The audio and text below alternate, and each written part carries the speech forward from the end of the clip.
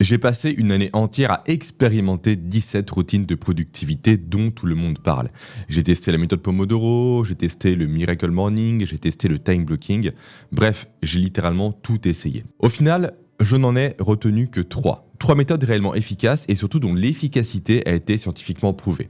Mais juste avant de vous dévoiler ces méthodes en question, 2 choses importantes à vous dire, à vous partager. Il faut que je commence par vous expliquer pourquoi les autres méthodes ont échoué. Ensuite, assurez-vous de vous abonner à ma chaîne et d'avoir bien activé les notifications pour ne pas louper mes prochains conseils afin d'optimiser votre productivité et votre cerveau en quelque sorte. Super. Parlons maintenant du point commun que partagent toutes les méthodes qui ont échoué. Le fait que ces méthodes se heurtent, juste à la réalité des choses. À la réalité notamment biologique de notre cerveau.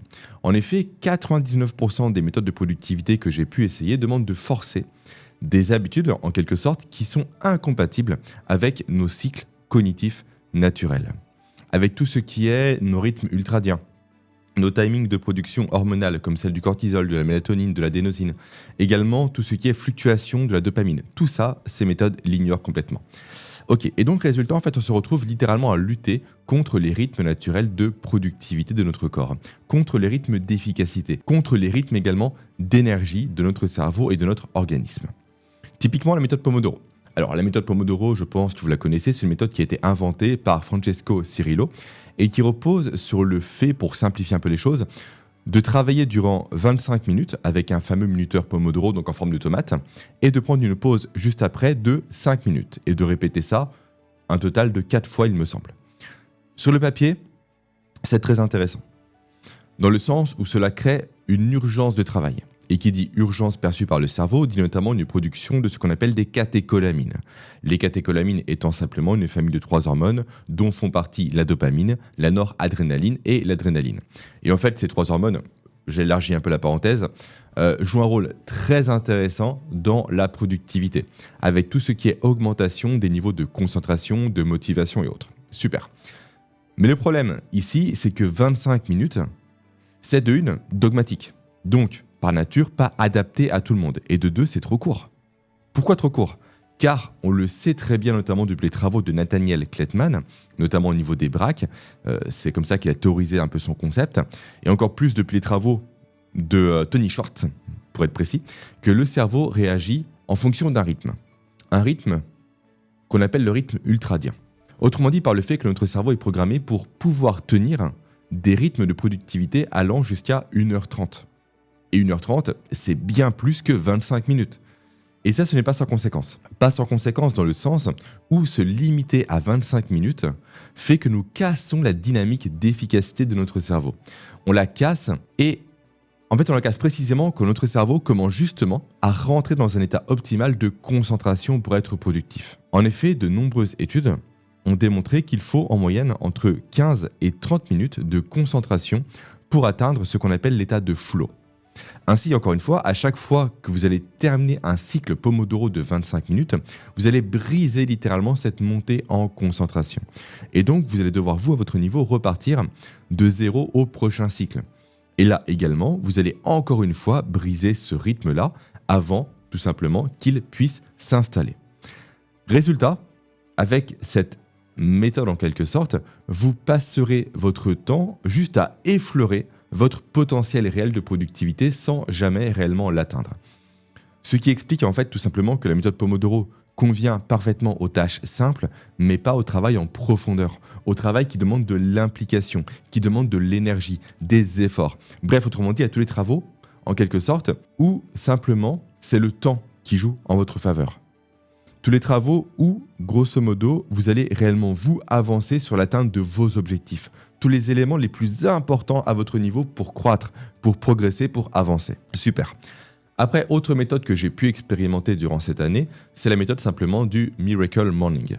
Alors le Miracle Morning, je pense que vous le connaissez également, c'est une routine qui fut popularisée par Hal Herold et qui se base sur un principe qui est à la limite du dangereux quand on s'y connaît un minimum en neurosciences et en physiologie et en biologie.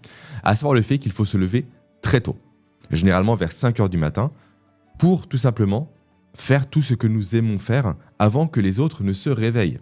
Donc se lever très tôt pour typiquement méditer, typiquement lire, pour écrire, pour faire du sport et j'en passe. Et ça, encore une fois, je l'ai essayé et non pas pendant 1 an, mais de mes 19 ans à mes 27 ans. Autrement dit, quand j'ai commencé les études supérieures jusqu'à la naissance de mon premier fils. Plus précisément, jusqu'à 2 ans après sa naissance. Et durant ces 8 années, je me levais tous les matins entre 4h et 5h pour manger, après pour lire, pour faire 2 heures de musculation à la salle, avant de commencer soit mes études, soit mon travail salarié. Et ça, je l'ai fait évidemment en me couchant beaucoup trop tard tous les soirs pour travailler notamment sur mes projets entrepreneuriaux de l'époque. Et c'est là un des 2 pièges, on va dire, de cette approche, donc du Miracle Morning, à savoir le fait de se priver volontairement et naturellement de sommeil pour espérer être plus productif. Sauf qu'il n'y a pas une seule étude scientifique au monde qui ne dit pas que le manque de sommeil induit une fatigue cognitive qui ruine la productivité. Une fatigue cognitive qui va également placer le cerveau humain pour information, encore une fois, ce fut prouvé par la science, dans un état similaire à une personne qui a bu de l'alcool, avec tout ce qui est ralentissement de la pensée, de la concentration, réduction également de la mémoire, également réduction de la capacité à bien gérer ses émotions et compagnie. Aussi, pour information, réduction de la capacité à apprendre des nouvelles choses. Donc ça, c'est pour le premier, on va dire, danger, la première limite du Miracle Morning. Ensuite, le problème suivant réside dans le fait que c'est irrespectueux par rapport à ce qu'on appelle la chronobiologie. Alors, on va parler précisément ici de chronotype. Le chronotype, qu'est-ce que c'est ? Simplement, c'est le fait que les individus suivent un rythme biologique qui leur est propre. Et si jamais ça vous intéresse de creuser un peu plus ce sujet-là, je vous invite vraiment à vous pencher sur les travaux notamment de Michael Breus et de Daniel Pink. Mais pour faire simple, on va vraiment résumer ici en quelques lignes. La chronobiologie, c'est simplement le fait que nous ne sommes pas tous égaux par rapport aux horaires de sommeil. Et je ne parle pas de quantité ici, je parle réellement d'horaires. En effet, certaines personnes sont davantage programmées génétiquement pour se coucher tôt et pour se lever tôt, ce qui est mon cas. Alors que d'autres sont davantage biologiquement programmées pour se lever tard et se coucher tard. Et évidemment, il y a une majorité de personnes qui sont un peu dans l'entre-deux, qui vont se coucher et se lever au rythme du soleil. Tout ça pour dire que lorsque l'on comprend cela, on comprend que cette routine matinale, le Miracle Morning, est beaucoup trop dogmatique, encore une fois, à l'image du Pomodoro. En effet, cette approche-là ne tient pas compte simplement de ces millions de personnes qui ne sont pas biologiquement programmées, encore une fois, pour se lever tôt. En effet, si ces personnes se lèvent tôt, alors que leur rythme personnel, biologique, physiologique, on va dire, ne suit pas le rythme, la cadence, alors elles vont se retrouver à suivre justement un rythme qui est opposé au leur. Et elles risquent alors de connaître en quelque sorte certains pics de production d'hormones au mauvais moment. Je pense ici notamment à la production de cortisol qui, logiquement, advient au réveil. Sauf que si le réveil n'est pas bon, n'est pas calibré avec le rythme naturel, naturellement ce pic sera décalé. Et donc les niveaux d'énergie, de clarté mentale et de motivation qu'il va induire ne pourront pas advenir au bon moment. Et donc ça, ce n'est pas sans conséquence. Pas sans conséquence dans le sens où cela peut provoquer à terme un état de fatigue généralisé. Également un état de stress biologique. Et donc cette fatigue et ce stress-là sont des éléments qui sont naturellement antagonistes à la productivité. Et véritablement, j'insiste, d'après le livre et les recherches de Daniel Pink, il me semble que 80% des personnes sur Terre ont un profil soit intermédiaire, soit vespéral, donc du soir. Donc 80% des personnes sur Terre ne sont pas faits pour se lever aussitôt, ne sont biologiquement pas programmés pour suivre un rythme biologique qui peut se calquer sur la fameuse Miracle Morning. Ils sont davantage programmés pour avoir un pic cognitif non pas à 5h du matin, mais davantage autour des 9h du matin. Donc encore une fois, si ces personnes se lèvent trop tôt, elles ne pourront pas avoir les bénéfices physiologiques liés à la productivité pour être plus efficaces, plus concentrées et plus motivées. Ok, autre méthode magique et qui ne marche pas si vous la faites mal, c'est le time blocking. Le time blocking, qui, si vous ne le savez pas, est une méthode qui consiste à programmer à l'avance chacune des heures de sa journée et à dire précisément ce que nous allons faire durant ces heures en question. Personnellement, c'est ma façon de travailler. Et j'adore ça. Vraiment, je trouve qu'il n'y a pas mieux. Mais le problème, simplement, c'est que le time blocking ne tient pas compte de différents éléments. Et si on ne tient pas compte de ces éléments en question, naturellement, ça ne marchera pas. Notamment, l'élément capital, selon moi, qui est la fluctuation de nos niveaux naturels d'énergie. C'est-à-dire simplement que nos niveaux d'énergie, de concentration, de motivation, d'efficacité, de productivité, j'en passe, ne sont pas linéaires à l'échelle de la journée. Ils fluctuent comme on l'a rapidement évoqué quand on parlait ensemble de chronobiologie. Ainsi, il ne peut pas y avoir de time blocking efficace s'il est fait à l'aveugle. Pour quelle raison ? Car vous allez naturellement vous fixer, à votre niveau, des tâches cognitivement difficiles quand vous êtes dans un état de creux d'énergie, dans un état de creux de productivité, de creux de concentration. Ce qui a pour conséquence simplement que vous allez devoir, vous, à votre niveau, déployer 2 fois plus d'efforts pour au final obtenir 2 fois moins de résultats. A l'inverse, vous allez également, naturellement, si vous travaillez à l'aveugle par rapport à cela, vous fixer à votre niveau des tâches secondaires, des tâches administratives, des réunions et j'en passe, quand vous serez en pic d'énergie, en pic de concentration, en pic de motivation. Ce qui fait cette fois-ci que vous allez, vous, à votre niveau, gâcher votre potentiel de productivité sur des choses futiles. Ok. D'où l'importance, à votre niveau, d'être réellement attentif, on va dire, à votre calibrage de vos tâches. Et notamment au calibrage de vos tâches sur vos rythmes biologiques naturels et personnels. Ce que le time blocking traditionnel oublie systématiquement de mentionner. Certainement parce que ceux qui l'ont créé pour information n'en ont pas conscience. Bref. Donc, dernière méthode maintenant pour clore un peu ce petit panel. J'en fais 4 sur 17, mais bon, faire les 17 ne servira à rien ici. La dernière, simplement, c'est ce qui s'appelle, le journal de gratitude. Ou potentiellement également le journal de ce qu'on appelle le bullet journal, pour s'organiser, pour réduire le stress ou pour suivre ses objectifs.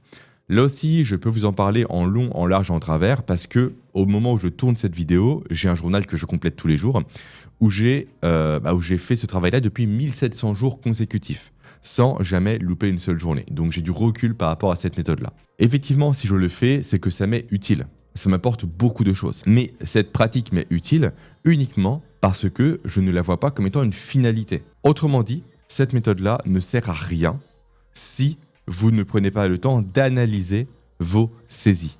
Si vous ne prenez pas le temps à votre niveau de vous comprendre. En effet, tenir un journal, ce n'est que la surface en quelque sorte. C'est la relecture, le fait de créer des liens, de créer des connexions, de créer des ponts qui est le plus important, qui permet notamment de tirer des conclusions, qui permet également d'avancer, de progresser. Et ça demande du travail. C'est la raison pour laquelle les personnes qui vous vendent le journaling comme une solution magique, en fait, se contentent de vous dire que vous n'avez qu'à écrire des mots sur des pages et que cela fonctionne en tant que tel. Sauf que la vraie démarche de fond dont personne ne parle encore une fois, par laquelle vous devez vous impérativement passer et qui demande du temps, de l'investissement et également de l'énergie, afin d'avoir des vrais résultats, c'est le fait encore une fois de relire, de comprendre, de repérer des schémas et des patterns.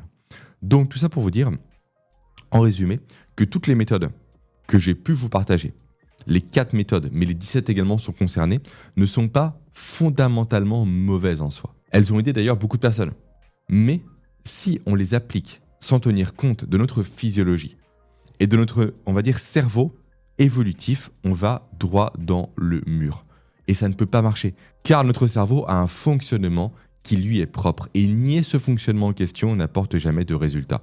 Et c'est la raison pour laquelle les 3 seules routines, hacks, méthodes, peu importe comment on les appelle, que j'ai retenues, que je vais vous présenter, reposent directement sur votre biologie, sur vous, sur l'humain, et pas sur les templates Notion ou autres. Okay ? Et la première routine, hack ou méthode dont je voulais vous parler et que je vous invite à tester simplement, c'est le respect du rythme ultradien. Rythme ultradien que j'ai découvert, comme j'ai pu le mentionner au début de la vidéo, par les travaux de Nathaniel Kleitman. Et après que j'ai précisé et peaufiné par ceux notamment de Tony Schwartz. Ok ? Rythme ultradien qui correspond simplement à ces phases de productivité et d'énergie que traverse notre cerveau au fil de la journée et dont la durée est de 90 minutes maximum. Alors pourquoi 90 minutes ?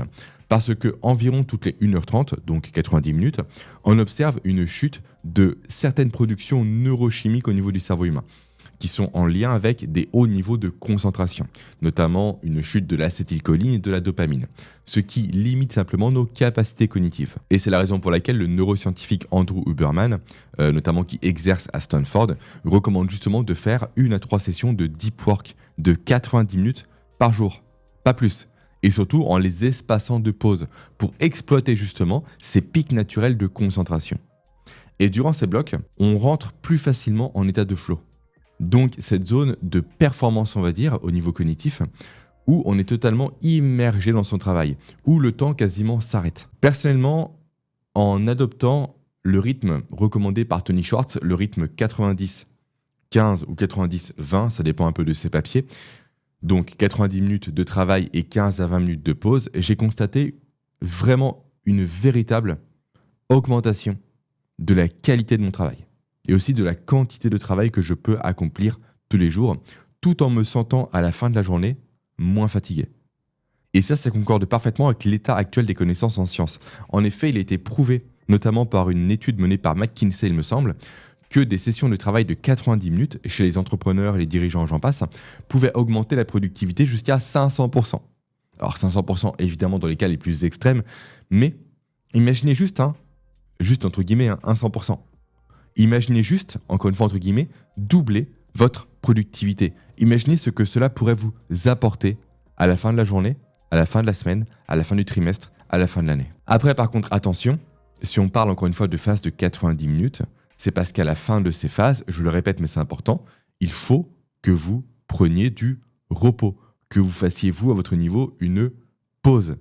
Et quand je dis pause, donc encore une fois de 15 à 20 minutes, ce n'est pas du travail, ce ne sont pas des emails, mais c'est une pause que vous allez passer vous en dehors des écrans, que vous allez passer vous également à marcher en extérieur. Je reviens rapidement par rapport à cette notion de en dehors des écrans. J'inclus là-dedans même les jeux, même tout ce qui est réseaux sociaux, Instagram, TikTok et j'en passe, YouTube même les podcasts, rien du tout.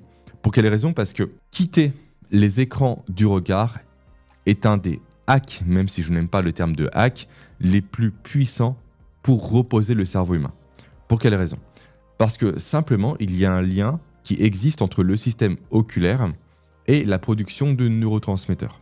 En effet, quand vous travaillez, vous allez fonctionner sur un mode qu'on appelle vergence. Donc vergence, converger. Le regard va de façon conique, un cône qui se rétrécit sur un seul point donné. Typiquement, moi, c'est la caméra. Ce mode, il est optimal pour la productivité. Pourquoi ? Parce qu'il induit notamment une production légère de noradrénaline et aussi d'adrénaline. Mais pour le repos, vous devez en fait switcher de mode. Quitter le mode vergence pour un mode appelé le mode magnocellulaire. Mode magnocellulaire qui advient cette fois-ci quand votre système visuel en fait prend la forme d'un cône mais inversé. Donc un cône fin au départ puis élargi par la suite. Donc l'idée c'est d'élargir au maximum son champ de vue. C'est de regarder à l'horizon, en latéral, en haut, en bas. Et cela permet simplement en fait directement de recharger les neurones en quelque sorte. Notamment en restaurant, pour information, comme ça vous le saurez, l'équilibre ionique, donc le ratio simplement sodium-potassium qui vient se déséquilibrer en phase de concentration importante et intense. En clair, donc vous rechargerez simplement grâce à votre regard, et ça c'est assez dingue quand on y pense, votre capacité à redevenir concentré pour le prochain cycle. Okay ? Après, un autre piège dans lequel ne pas tomber justement durant cette phase de repos, c'est le fait d'empêcher le cerveau de rentrer dans son mode de fonctionnement qu'on appelle le vagabondage mental, d'où l'absence des podcasts, des vidéos, même en fond, sans regarder l'écran. En effet, c'est dans ce mode-là, donc un mode qui est déconnecté simplement d'éléments qui viennent à son encontre, que votre cerveau peut faire des connexions, que votre pensée simplement peut partir dans tous les sens, la fameuse pensée en arborescence, que vous pourrez, vous, à votre niveau, du coup, faire des ponts, engrammer, que votre cerveau aura le temps, l'espace nécessaire pour justement faire un point sur la situation qui vient de s'écouler. Et tout ça permet réellement, en fait, encore une fois, de reposer davantage votre cerveau, plutôt que vous, à votre niveau, de quitter une session intense de travail pour après le replonger, lui, donc le cerveau, dans un podcast, dans une vidéo technique. Il n'aura pas, encore une fois, ce sas de décompression nécessaire pour se reposer. C'est un peu comme si vous faisiez à votre niveau une séance de musculation intense et que directement après, vous faites une séance de calisthénie. Ça ne sert à rien. En effet, la croissance musculaire opère dans le repos, dans le sommeil, dans la pause, dans l'arrêt. Et pour le cerveau, c'est exactement pareil. C'est dans le repos, la pause, l'arrêt que la recharge peut advenir. Ok ? Après, deuxième méthode qui a tout changé pour moi. Le fait d'optimiser les premières minutes de ma journée. Qu'est-ce que ça veut dire ? Je m'explique. En effet, plutôt que de suivre des rituels standards, donc à la Miracle Morning, comme on l'a vu précédemment, qui sont identiques pour tous, je vous invite plutôt à apprendre à tirer parti de votre biologie matinale personnelle pour démarrer efficacement chacune de vos journées. Et pour cela, vous devez à tout prix exploiter au mieux votre pic matinal de cortisol. Et cherchez surtout à l'activer le plus intensément possible, afin d'augmenter vos niveaux d'énergie. Précisément ce qu'on appelle les niveaux d'énergie adréno-modulés, pour information, qui est l'énergie apportée par le combat entre l'adrénaline et la noradrénaline. Comment faire cela ? Simplement respecter les 4 étapes que je vais vous partager. La première, c'est vous lever à heure fixe. Heure évidemment calquée sur votre chronotype. Faites des recherches sur internet pour le trouver si jamais vous ne le connaissez pas. Pourquoi c'est important de se lever et même de se coucher à heure fixe? Car cela permettra à votre niveau, à votre organisme de se calibrer et donc de provoquer un pic de cortisol, on va dire constant, prévisible si vous préférez. Après, étape numéro 2, exposez-vous à la lumière du jour au plus près de votre réveil, car la lumière du soleil envoie un signal d'éveil à votre cerveau, via votre rétine notamment, et plus précisément via ce qu'on appelle les noyaux à mélanopsine. Signal qui vient enclencher directement une accentuation de votre production de cortisol, ainsi qu'un pic de dopamine dans votre cerveau. Et Andrew Huberman, pour le citer une seconde fois, en parle parfaitement dans ses podcasts. Et il l'explique parfaitement bien aussi. Donc vraiment, je vous invite à creuser ces sujets-là par les podcasts d'Andrew Huberman. Après, autre bénéfice également au niveau de l'exposition matinale au soleil, c'est le fait que la lumière du matin vient calibrer votre cycle veille-sommeil. C'est-à-dire, simplement, ça veut dire le fait qu'environ 14 à 16 heures après ce premier pic de cortisol, donc induit encore une fois et accentué par l'exposition au soleil, votre corps va produire directement de la mélatonine, en quantité plus importante que sans ce pic initial, ce qui va donc améliorer par la suite la qualité de votre nuit à venir. Okay. Après, étape numéro 3, faire du sport, et notamment faire du HIIT, donc ce qu'on appelle du sport intense et court en quelque sorte, afin de renforcer encore une fois le signal d'éveil, notamment par la production de ce qu'on appelle des catécholamines et par le phénomène de thermogénèse, donc l'augmentation de la température corporelle de votre corps. Et enfin, dernière étape, poser des intentions clair pour votre journée. Identifiez clairement vos 2-3 priorités du jour dès votre réveil. Pour quelle raison? Car poser des objectifs clairs va induire au niveau de votre cerveau une production légère de dopamine. Production légère de dopamine qui va vous mettre davantage en mouvement pour atteindre justement vos objectifs. Ok? Et tout ça nous porte sur la troisième routine, la troisième méthode que je vous invite à intégrer dans votre quotidien, à savoir l'intégration justement d'une véritable phase de récupération au milieu de votre journée. Autrement dit, le fait de faire une sieste ou de faire une session de NSDR. NSDR pour Non-Sleep Deep Rest. Regardez sur internet si jamais vous ne savez pas de quoi je parle. Car en effet, ce que nous connaissons tous en milieu de journée est naturel. Cette fameuse baisse d'énergie après le repas. Tout le monde la connaît. En effet, on a travaillé le matin, donc naturellement nos réserves d'énergie sont plus basses. On mange, ce qui induit un haut travail digestif, donc le corps a besoin de se reposer à ce moment-là. Et on le remarque très bien, notamment dans les bureaux, c'est à ce moment-là que les gens sont davantage avachis, ont du mal à se concentrer, à être motivés, que le niveau global d'énergie des entreprises, et donc des individus qui les composent, chute. Et notamment aussi, ça peut s'expliquer par une accumulation importante d'adénosine au niveau du cerveau humain qui crée une pression du sommeil. Et justement, tant que cette adénosine ne sera pas évacuée, cette pression restera. Et c'est là, justement, tout l'intérêt d'un temps de repos, d'un temps de sieste, d'un temps de NSDR. Pas un temps qui est long, juste 20 à 26 minutes. Ça, ce n'est pas moi qui le dis, c'est une étude menée par la NASA. NASA également qui a poursuivi cette étude en question pour démontrer que 26 minutes de sieste en début d'après-midi améliore directement la performance de 34% chez leurs pilotes et augmente également leur niveau de concentration et de vigilance de 54%. Donc, dit autrement, en donnant à votre cerveau un petit temps de repos, vous allez gagner 50% d'attention en plus sur le reste de votre journée. Donc ce n'est pas un temps qui est perdu, c'est un temps qui est investi. Et faites cet investissement-là.